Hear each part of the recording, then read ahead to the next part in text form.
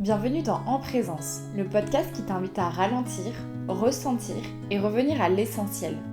Je suis Mathilde et je t'accompagne avec douceur et en conscience sur le chemin de la guérison.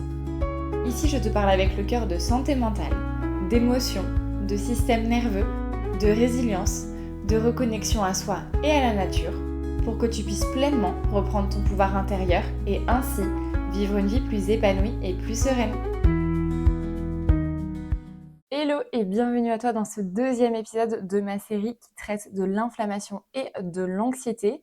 Et aujourd'hui, on va faire le lien scientifique et le lien biologique de justement l'impact de l'inflammation sur l'anxiété. On va voir en quoi inflammation et anxiété sont intimement liés.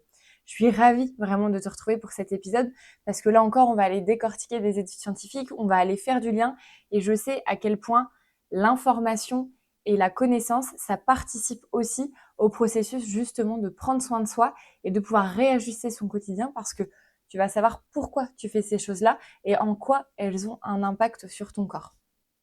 Mais avant de plonger un peu plus dans le contenu et dans toute cette richesse de l'épisode, j'aimerais te poser quelques questions.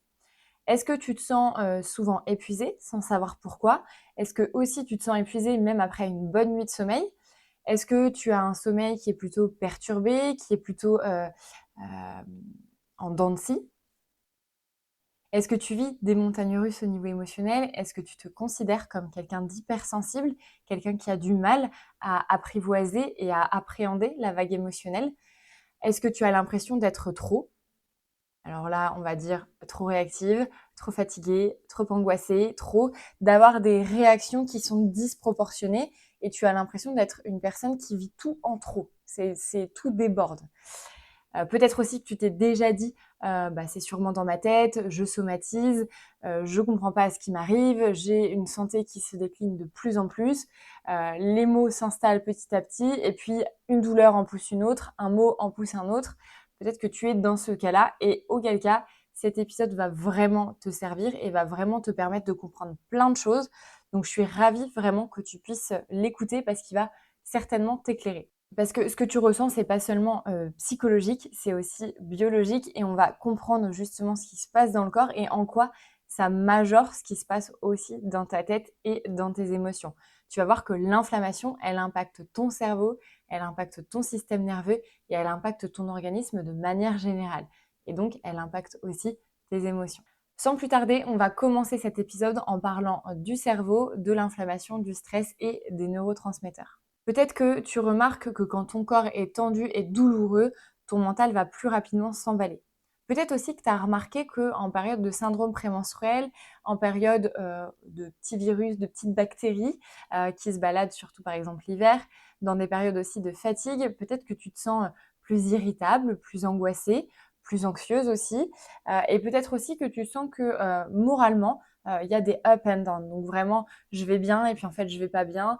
Peut-être que tu vois que dans ces périodes voilà, où il y a des choses qui se jouent sur ton terrain, donc les syndromes prémenstruels, les repas lourds, la fatigue, les rhumes, etc., peut-être que tu peux sentir que ça majore ton état émotionnel et ton état mental. C'est pas une coïncidence et aujourd'hui la science elle est très claire là-dessus et la science fait vraiment des liens entre l'inflammation chronique et l'anxiété. Et aujourd'hui les scientifiques s'accordent pour nous dire que l'inflammation chronique augmente l'anxiété, voire même elle est à la racine de l'anxiété. Donc c'est intéressant de comprendre ça parce que à l'heure actuelle on a quand même de plus en plus de personnes qui souffrent d'anxiété. J'en ai fait partie et j'en fais encore partie par moment, mais j'ai appris à apprivoiser cette anxiété et surtout depuis que je fais attention à mon niveau inflammatoire, depuis que j'ai un mode de vie plutôt anti-inflammatoire, j'ai vu beaucoup de mes symptômes réduire, notamment les syndromes prémenstruels, les règles douloureuses, la fatigue chronique et l'anxiété.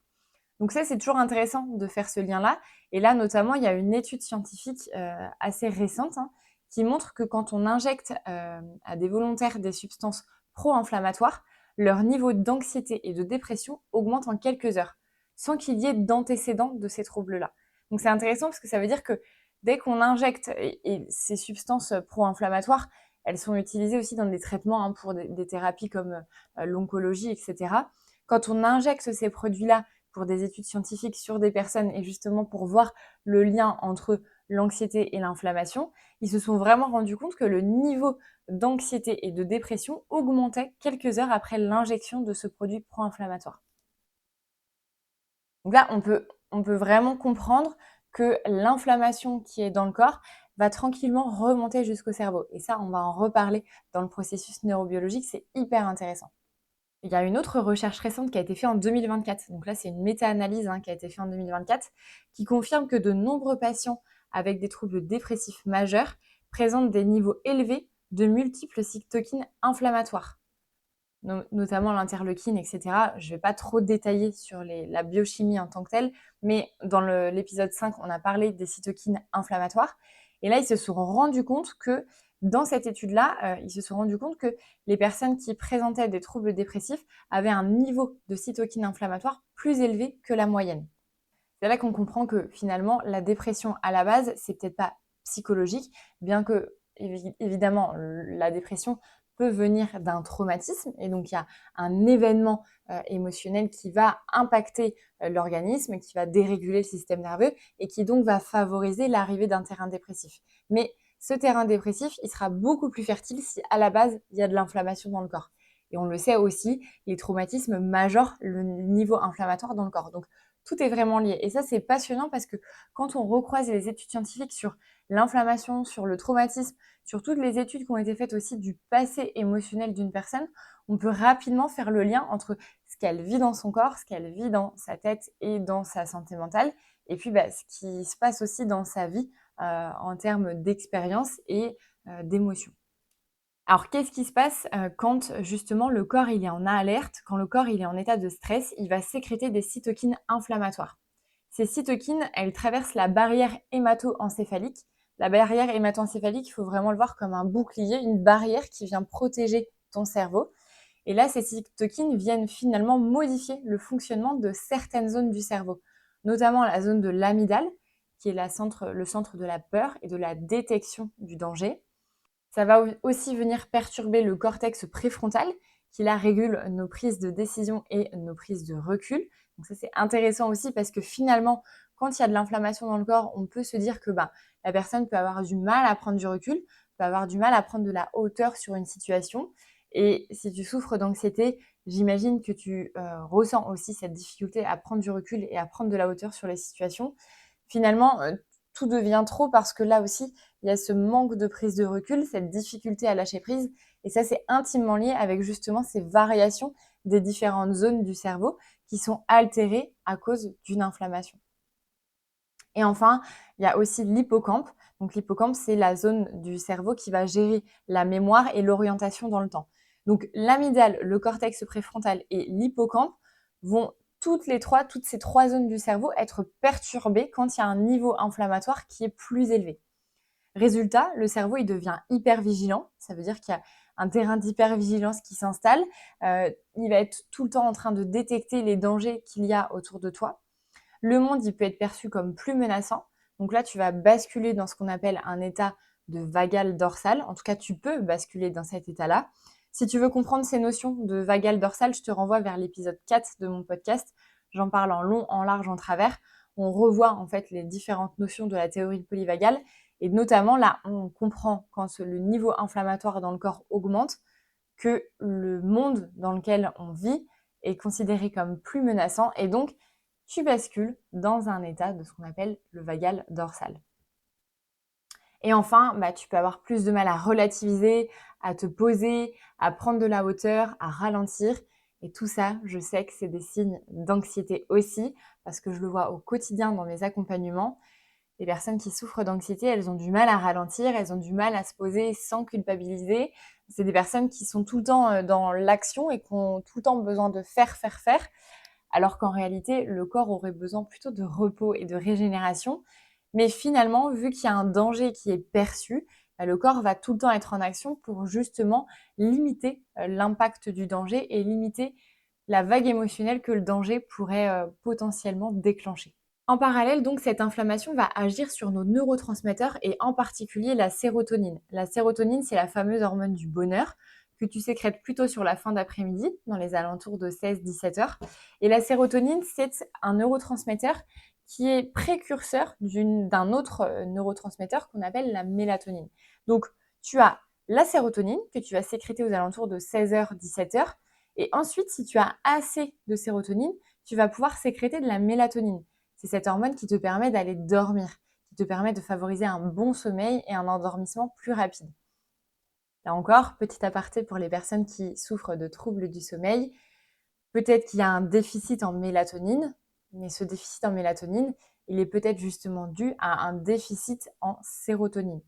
Et on va voir du coup le lien entre la sérotonine, l'inflammation et ce qui se passe aussi quand ton cerveau finalement est inflammé. Tu as peut-être remarqué que certains jours, tu avais moins de patience, tu avais moins l'élan de faire les choses, tu avais plus de mal à voir ton quotidien positivement, donc tu avais plus tendance à brouiller du noir, à être un peu plus négative, ce qui peut se passer aussi sur des périodes de syndrome prémenstruel. Et parfois, tu n'arrives même pas à identifier ce qui cloche, tu te sens juste à côté de toi, à côté de tes pompes, parce qu'en réalité, tout va bien dans ta vie. Hier, c'était une très bonne journée, et puis aujourd'hui, tu te lèves et en fait, tu te sens complètement à côté de tes pompes, tu es un peu d'humeur bougon, tu es négative, tu as moins de patience, tu vas être beaucoup plus irritable, tu as moins de motivation. Tous ces petits signes-là, moi, m'interpellent et me disent que la sérotonine est peut-être pas forcément à ses niveaux optimum. Quand l'intestin est déséquilibré ou quand le cerveau est inflammé, que ce soit par le stress, par une mauvaise alimentation ou par du manque de repos, ça va perturber le métabolisme du tryptophane.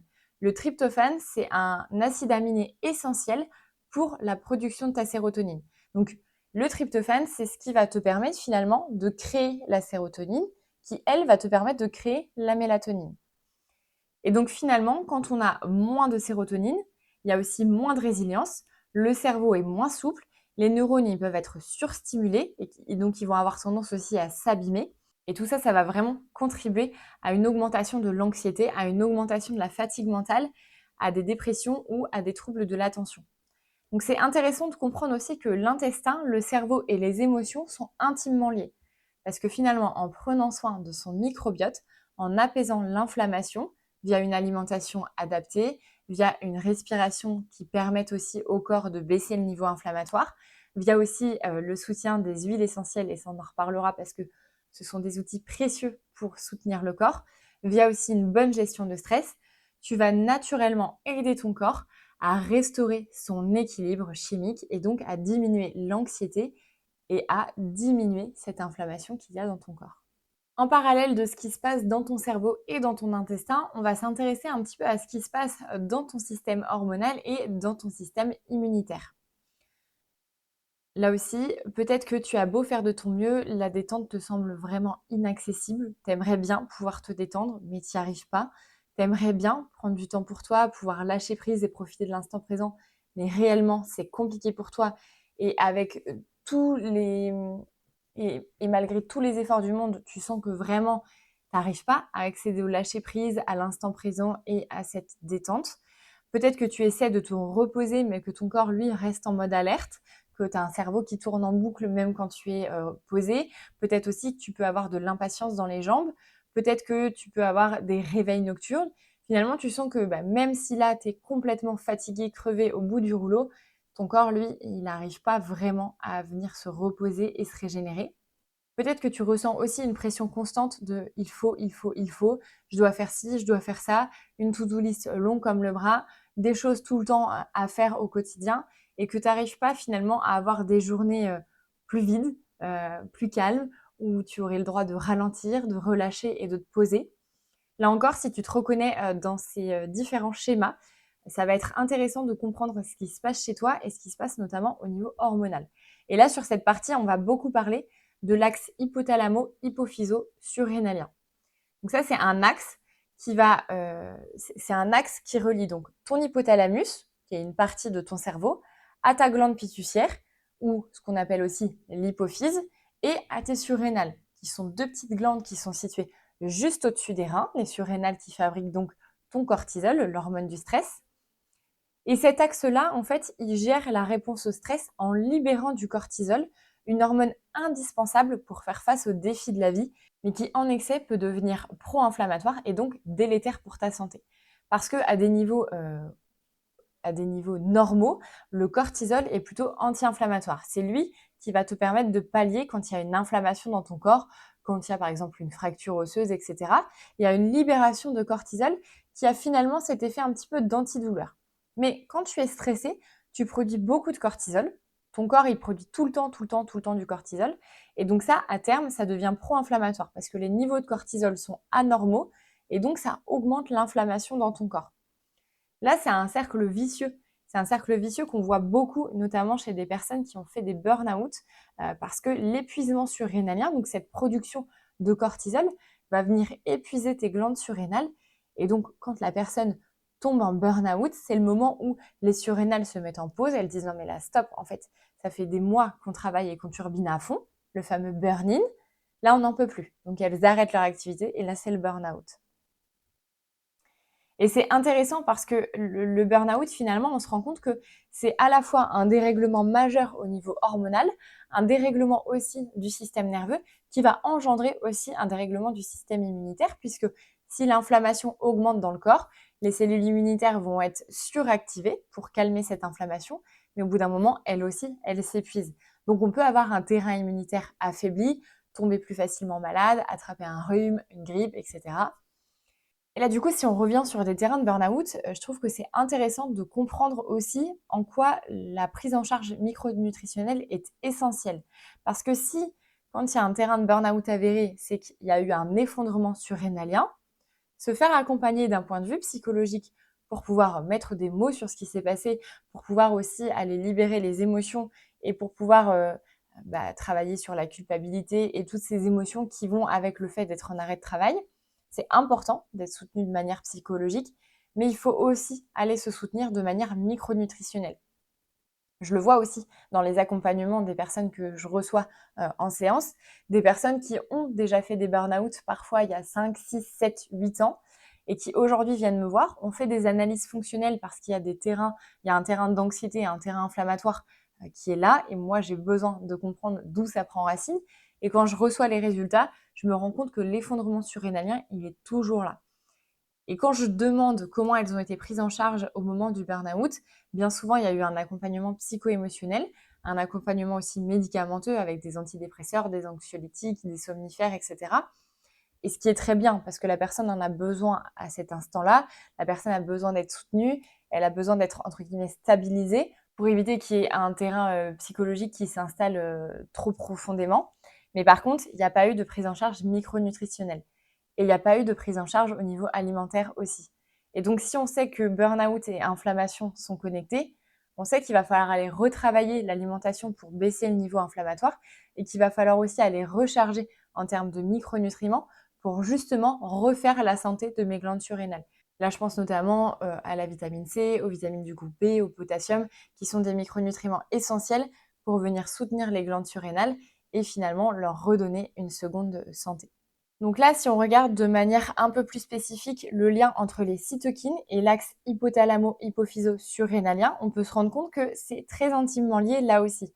Parce que quand les cytokines pro-inflammatoires sont élevées, ça va activer l'axe hypothalamo-hypophyso-surrénalien pour pousser le corps à réagir. Parce que là, quand il y a trop de cytokines pro-inflammatoires, c'est comme s'il y avait un danger. Donc là, cette activation, elle va faire quoi? Elle va demander un déclenchement de production de cortisol. Mais si l'activation dure trop longtemps, et donc si le niveau inflammatoire dans le corps perdure dans le temps, le cortisol va devenir inefficace parce que le corps, lui, va rentrer dans une forme de résistance au cortisol. On va pouvoir faire le lien maintenant entre les cytokines et l'axe hypothalamo-hypophyso-surrénalien. Parce que là, tu vas te rendre compte que ces deux-là, ils sont très en lien. Quand les cytokines pro-inflammatoires, donc quand le niveau inflammatoire dans le corps est trop élevé, ça va activer l'axe hypothalamo-hypophyso-surrénalien et donc ça va pousser le corps à réagir. Parce que quand cet axe hypothalamo-hypophyso-surrénalien est activé, il y a une libération de cortisol. Ce qu'il faut savoir, c'est que le cortisol et l'insuline, qui sont deux hormones bien distinctes, l'insuline, c'est l'hormone qui va te permettre de gérer ta glycémie et le cortisol, c'est l'hormone qui va te permettre de gérer ton stress. Quand il y a une libération de cortisol, il y a une augmentation de la glycémie. Le problème, c'est que le corps, il n'aime pas quand il y a trop de glucides, trop de glycémie dans le corps. C'est ce qu'on appelle l'hyperglycémie.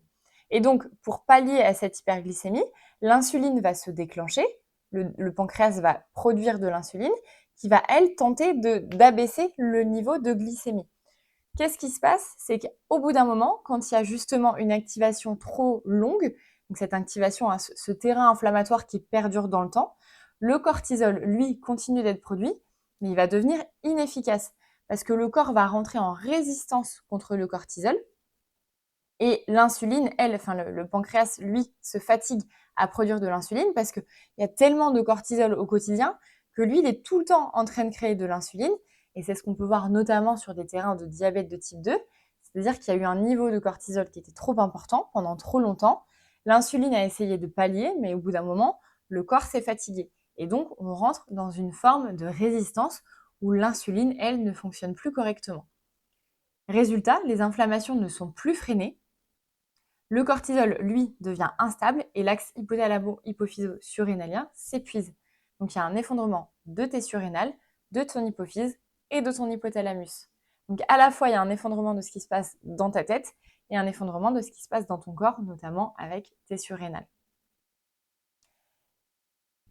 Une personne qui vit ça, c'est ce qu'on appelle une fatigue chronique, une fatigue généralisée. C'est quand le corps a tenu trop longtemps en alerte et maintenant il n'arrive plus à redescendre. Il est arrivé dans cette espèce de cul-de-sac, dans cette espèce d'impasse où il a été dans le trou, mais c'est impossible pour lui de revenir dans le juste équilibre. C'est là qu'on a besoin d'être soutenu. Et quand cet axe hypothalamo-hypophyso-surrénalien il est épuisé, c'est le corps tout entier qui va en subir les conséquences. Fatigue chronique, anxiété flottante, saut d'humeur, irritabilité, troubles du sommeil, déséquilibre hormonal. Je pense notamment à des personnes qui ont des troubles type SOPK, règles irrégulières, règles douloureuses, des problèmes aussi de thyroïde. Tout ça, c'est des dérèglements et des déséquilibres hormonaux. Tout ce qui va être aussi hypersensibilité émotionnelle, ça fait partie des conséquences d'un corps qui est arrivé à bout, en fait, qui est à bout de souffle et qui n'arrive plus à retrouver le chemin de la régénération et du repos.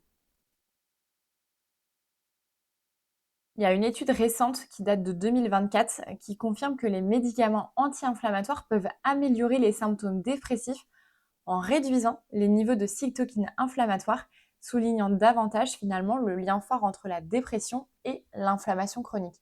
Parce que quand on administre des anti-inflammatoires et qu'on voit que le niveau de dépression s'améliore, c'est bien que le niveau inflammatoire augmente et majore la dépression de la personne. Donc ça, c'est aussi très intéressant. Et c'est intéressant de comprendre et surtout de retenir, parce que je pense qu'avec tout ce qu'on a dit, tu as compris en quoi l'inflammation chronique était très liée à l'anxiété.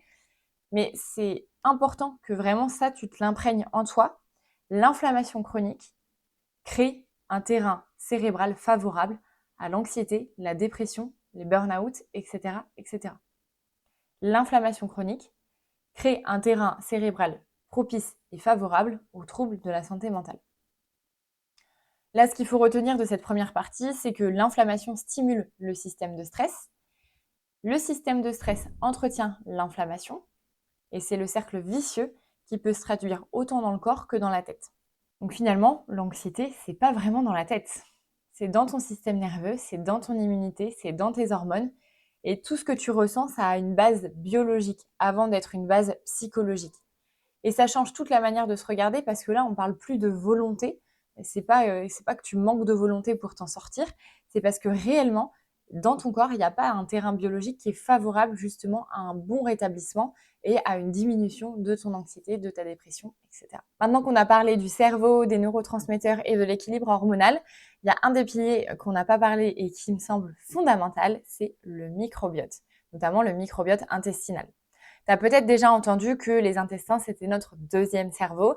C'est pas une expression à la volée, c'est pas une expression anodine. C'est vraiment une réalité biologique qui est fascinante parce que dans ton corps, il y a environ 100 000 milliards de micro-organismes qui habitent ton corps et notamment tes intestins. Dans ces micro-organismes, on va parler de bactéries, de levures, de virus, de champignons. C'est ce qu'on appelle le microbiote intestinal. C'est un écosystème qui est vivant, qui est intime, qui est très personnel parce que mon microbiote ne ressemble pas au tien, le tien ne ressemble pas au mien. Et ce microbiote-là, il joue un rôle central dans ta santé physique, dans ta santé nerveuse et dans ta santé émotionnelle. Peut-être que tu te sens tendu après avoir mangé, Peut-être que tu as des ballonnements, une digestion qui est lourde juste après les repas. Peut-être aussi que tu te sens plus irritable, plus triste. Peut-être que tu as des alternances de constipation-diarrhée. Peut-être que tu as un terrain de constipation chronique depuis des années. Peut-être aussi que tes selles n'ont pas une couleur normale. Et peut-être que tu as aussi remarqué que certains aliments te laissaient dans un état nerveux étrange sans vraiment comprendre pourquoi. Notamment certains aliments à base, par exemple, de gluten, de lactose, etc. Et donc là, c'est intéressant de comprendre ce dialogue entre l'intestin et le cerveau. L'intestin et le cerveau, ils sont reliés par le nerf vague. C'est un câble bidirectionnel qui permet une communication continue entre ce qui se passe dans ton corps et ce qui se passe dans ton système nerveux central. Et inversement, ce qui se passe dans ton système nerveux central et ce qui se passe dans ton ventre. Ce nerf bidirectionnel, il faut savoir quand même que 80% des informations transitent du corps vers la tête, notamment du ventre vers ta tête, et seulement 20% des informations transitent de ta tête vers ton corps. Donc là, on peut aussi rapidement comprendre l'influence qu'a ton ventre et ton microbiote sur ton cerveau. Cette communication, elle influence ton niveau d'anxiété, elle influence ton état émotionnel, tes réactions face au stress, car le microbiote, il ne se contente pas de digérer certains aliments, il fabrique aussi ce qu'on appelle des neuromédiateurs ou des neurotransmetteurs. On en a parlé tout à l'heure avec la sérotonine. Et justement, cette sérotonine, elle est produite à environ 90% dans l'intestin. C'est énorme. Ça veut dire que l'hormone, le neurotransmetteur du bonheur, est produit à 90% dans ton ventre. Donc si ton ventre est déséquilibré, finalement, la fabrication de la sérotonine, elle est aussi altérée. Il y a un autre neurotransmetteur qui prend racine aussi dans ce ventre, c'est le GABA. Donc là, c'est plutôt un neurotransmetteur qui est plutôt calmant. On a aussi la dopamine qui est motivant, etc. Tous ces neuromédiateurs, ces neurotransmetteurs, ils sont intimement liés avec l'état de ta flore intestinale et donc de ton microbiote intestinal. Parce que quand il y a une dysbiose, donc la dysbiose, c'est un déséquilibre de tout l'écosystème bactérien qui se trouve justement dans tes intestins. Ça veut dire que finalement, il y a plus de mauvaises bactéries que de bonnes bactéries. Quand ton microbiote donc est déséquilibré, quand il y a une inflammation chronique au niveau des intestins, ce qui est le cas quand on a des troubles du transit, notamment la constipation chronique, quand aussi il y a une perméabilité intestinale, qu'on appelle aussi le leaky gut, le message envoyé au cerveau devient complètement brouillé. Et donc là, qu'est-ce qui se passe? Si le message il est brouillé, tu peux ressentir une anxiété diffuse, tu peux vivre des crises d'angoisse sans raison apparente, tu peux aussi vivre de l'hypersensibilité, l'impression d'être au bord du craquage, au bord du gouffre, de l'irritabilité. Là, l'erreur, ce serait de croire que c'est ta tête qui va mal. Or, là, c'est le simple reflet d'un microbiote qui est déséquilibré. Encore, les scientifiques se sont amusés quand même à chercher le lien entre intestin et cerveau. Il y a beaucoup d'études scientifiques sur le sujet. C'est un sujet qui est très documenté dans les revues scientifiques. Là, j'en ai relaté quelques-unes, notamment une qui me paraissait assez intéressante et qui reflétait bien ce qui se passe dans le corps. Ça, c'est une revue qui a été publiée en 2017 dans le Psychiatry Research qui montre que les déséquilibres du microbiote intestinal sont associés à une augmentation des troubles anxieux et dépressifs, notamment via l'axe intestin-cerveau. Et il y a une étude clinique qui a été menée par Sudo en 2004 sur les souris qui a montré que les animaux sans microbiote, qu'on appelle axéniques, réagissent de manière exagérée au stress avec des niveaux de cortisol bien plus élevés que les souris qui ont un microbiote. Donc ça, c'est toujours intéressant aussi parce qu'en clair, ça veut dire que ton ventre, il est pleinement impliqué dans ton état intérieur et dans ton état émotionnel. Si ton microbiote il est déséquilibré, il peut alors envoyer des signaux qui entretiennent l'état d'alerte dans ton cerveau. C'est aussi pour cette raison que prendre soin de sa tête, c'est aussi et avant tout prendre soin de son ventre. Parce que si ton microbiote est déséquilibré, si ton ventre ne va pas bien, in fine, ta tête n'ira pas bien non plus. C'est aussi pour ça que des personnes qui souffrent de maladies chroniques des intestins ont aussi des signes au niveau de la santé mentale. C'est aussi pour ça que sur des terrains type terrain fibromyalgie, etc., on retrouve beaucoup de personnes qui ont des microbiotes déséquilibrés avec une dysbiose qui est avérée parce qu'il existe aujourd'hui des bilans sanguins très poussés qui permettent d'aller voir le microbiote intestinal.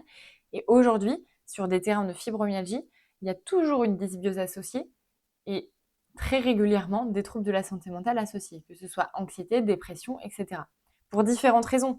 Parce qu'il y a aussi une suractivation du système nerveux autonome, il y a une suractivation du système nerveux central, mais il y a aussi ce déséquilibre du microbiote intestinal. Idem sur le sujet du microbiote, il y a une émission qui est passée sur France 5 il y a quelques mois déjà, et il y a un médecin australien qui parlait des troubles bipolaires. Donc c'est un médecin qui accompagne des personnes qui souffrent de troubles bipolaires. Et ce médecin-là parlait de tout ce qui est transplantation fécale. Donc ça, c'est une méthode qui est faite dans les hôpitaux, qui est vraiment médicale, qui est bien encadrée, bien entourée. Et ce médecin-là disait que sur son vivier de patientèle qui souffrait de troubles bipolaires, les personnes qui recevaient une transplantation fécale avaient une amélioration des troubles bipolaires, voire une disparition totale des troubles bipolaires, donc une rémission de ces troubles-là. Et qu'est-ce qui se passe quand il y a une transplantation fécale?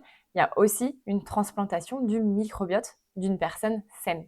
Donc finalement, avoir un microbiote sain, ça permet de balayer beaucoup de troubles de la santé mentale. Maintenant qu'on a fait des liens entre le microbiote, les hormones, les neurotransmetteurs, etc., on va parler du nerf vague. Et notamment, si on parle du nerf vague, on va parler de la théorie polyvagale proposée par Stéphane Porges. Là encore, si tu n'as pas écouté la série précédente sur mon podcast, notamment l'épisode 4, si je ne dis pas de bêtises, tu vas pouvoir voir en long, en large, en travers cette théorie polyvagale, et j'en referai un épisode dédié sur le sujet. Mais là, voilà, la théorie polyvagale, elle explique que notre système nerveux ne fonctionne pas seulement en mode repos ou stress, mais possède une grande intelligence adaptative profonde. Quand le corps perçoit de la sécurité, il active la branche ventrale du nerf vague. C'est celle qui permet l'apaisement, la digestion, la tranquillité, la connexion avec le monde, la sociabilité, etc. Mais lorsque le corps détecte un danger, qu'il soit vérifié ou perçu, imaginé, il va basculer en mode survie. Donc là, on va pouvoir avoir des effets de lutte, de fuite, de figement. Et devine quoi? L'inflammation chronique vient brouiller ce système et vient brouiller au niveau de mon nerf vague. Parce que l'inflammation chronique va affaiblir l'activité du nerf vague. Et quand le nerf vague est moins actif, non seulement l'inflammation continue de gagner du terrain, mais en plus, tu perds ta capacité à revenir au calme et à la sécurité intérieure.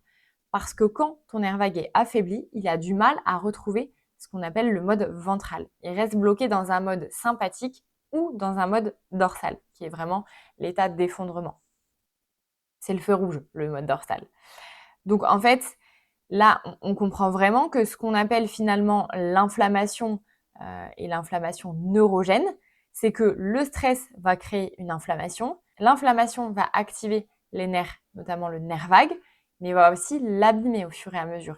Et donc ça, c'est un cercle vicieux. C'est pas une spirale imaginaire, hein, c'est vraiment biochimique, c'est mesurable, hein, parce que on peut mesurer l'activité du nerf vague. C'est une activité qui se mesure vraiment avec des outils très spécifiques. Et il y a des études scientifiques qui ont montré aussi que l'activité du nerf vague était amoindrie par rapport à une personne qui avait beaucoup moins d'inflammation dans le corps. Il y a notamment une autre étude scientifique sur le nerf vague et son action anti-inflammatoire. C'est une étude scientifique qui a été faite, enfin une étude fondamentale qui a été faite en 2000, ça date, hein. Et cette recherche, elle est révolutionnaire parce qu'elle montre que si on stimule électriquement le nerf vague chez les rats soumis à une inflammation extrême, ça a permis de réduire la production de cytokines par le foie, de limiter l'inflammation dans le sang et d'éviter l'état de choc potentiellement mortel. Donc là, le nerf vague envoie des signaux finalement vers le bas, donc du cerveau vers le corps, pour calmer l'inflammation de manière directe. Et l'acétylcholine, qui est un messager chimique, un neurotransmetteur qui est principalement logé et qui est le neurotransmetteur principal du nerf vague, bah, cette acétylcholine permet de réduire la production de cytokines inflammatoires. Donc c'est intéressant parce que les cytokines inflammatoires, qui sont donc trop élevées quand il y a un terrain d'inflammation, sont régulées par un neurotransmetteur, donc l'acétylcholine, qui loge principalement et qui est la principale composante de mon nerf vague. Les cytokines inflammatoires peuvent activer les circuits de stress de manière persistante. Le corps a donc une solution naturelle, un réflexe anti-inflammatoire qui est piloté par le nerf vague. Et c'est aussi pour ça que tout ce qui est régulation du système nerveux et tout ce qui est travail du nerf vague, ça permet aussi sur des terrains de fatigue chronique, sur des terrains de douleur chronique ou d'inflammation chronique, d'améliorer justement ces terrains-là. Et donc là, pour briser cette boucle de l'inflammation et du déséquilibre ou de la dérégulation du nerf vague, c'est intéressant de remettre du souffle, de remettre de la conscience, de remettre de la présence et de remettre de la régulation dans le système. Parce que le nerf vague, il est au cœur d'un réflexe protecteur naturel contre les inflammations excessives. Pour le soutenir ou pour le stimuler, c'est très simple. Ça passe par le souffle, ça passe par des pratiques corps-esprit, ça passe par des huiles essentielles, ça passe par la réflexologie, ça passe par l'automassage. Et ça permet vraiment d'agir en douceur, mais en profondeur, pour venir rééquilibrer le système nerveux. Je veux aussi parler de somatisation, parce que la somatisation, c'est une réponse biologique. La somatisation, c'est l'expression physique d'un déséquilibre entre ton système nerveux, ton immunité et ton métabolisme. Et là, on peut s'intéresser aux études qui sont menées notamment en neuroimmunologie. Et c'est des études qui ont confirmé que l'inflammation chronique de bas grade affectait la fonction cérébrale, notamment dans les régions liées à l'humeur, à la douleur et à la prise de décision. Ça, on en a parlé tout à l'heure. Et l'activation prolongée de l'axe hypothalamo-hypophyso-surrénalien entraîne des hypersensibilités sensorielles, émotionnelles et digestives. Ce qui fait que, en d'autres termes, quand ton corps il est en mode alarme depuis longtemps, ton corps va se désensibiliser au calme et devient plutôt hyper réactif à tout, à une remarque, à un bruit, à une odeur, à un aliment, même aussi à tes propres pensées. Et cette hyper réactivité, c'est une stratégie de survie encodée dans tes cellules. Parce que ton cerveau, pour te protéger, va abaisser ton seuil de tolérance au stress, aux stimuli et aux mouvements intérieurs. Et donc ton corps, pour t'alerter, va te parler à travers des symptômes. Donc finalement, des maux de ventre, des douleurs inexpliquées, de la fatigue chronique, des palpitations, des crises d'angoisse, ce ne sont pas juste des choses dans la tête, des choses imaginées, parce que ça on l'entend beaucoup, on m'a dit que c'était dans ma tête. Non, en réalité, c'est une réponse d'un langage physiologique qu'il est temps d'écouter avec compassion et non jugement, parce que là, ton corps, il n'en peut plus. Et la somatisation, elle est très liée avec mon système nerveux, mon inflammation et mon vécu émotionnel, qui peut être aussi un vécu traumatique. Conclusion donc de cet épisode, c'est que tu n'as pas besoin de te contrôler davantage, tu as surtout besoin de t'écouter, d'écouter les signaux de ton corps. Tu as besoin d'un soutien biologique, d'un soutien émotionnel. L'idée, c'est pas de te forcer à aller bien, c'est plutôt de retrouver cet équilibre qui passe par l'écoute des signaux, qui passe par le besoin de prendre soin de ton terrain biologique, de ta santé intestinale, notamment de ton microbiote, de ton immunité, de ton système nerveux et de ton système hormonal. Dans le prochain épisode, du coup, je te partagerai des solutions naturelles pour apaiser l'inflammation et soutenir ton système nerveux. Et tu verras, on parlera alimentation, on parlera plantes, on parlera huile essentielle, on parlera technique douce. L'idée, c'est que tu puisses déjà trouver des outils qui sont accessibles pour toi pour commencer ce chemin de régulation, pour limiter cette anxiété, pour abaisser cette inflammation et retrouver ta vitalité et ta joie de vivre. En attendant, si cet épisode t'a parlé, n'hésite pas à le réécouter et à prendre des notes pour comprendre ce qui se passe dans ton corps. N'hésite pas aussi à le partager autour de toi à des personnes qui pourraient en avoir besoin, des personnes qui souffrent de douleurs chroniques, des personnes qui souffrent de fatigue chronique ou de troubles de la santé mentale. N'hésite pas à diffuser cet épisode. L'idée, c'est vraiment qu'on puisse aussi diffuser un savoir et que les gens puissent aussi petit à petit reprendre leur pouvoir sur leur santé, comme tu es en train de le faire. Bravo à toi d'avoir été jusqu'au bout de l'épisode. Je te retrouve dans 15 jours pour les solutions naturelles pour abaisser l'inflammation. D'ici là, prends bien soin de toi et reste en présence.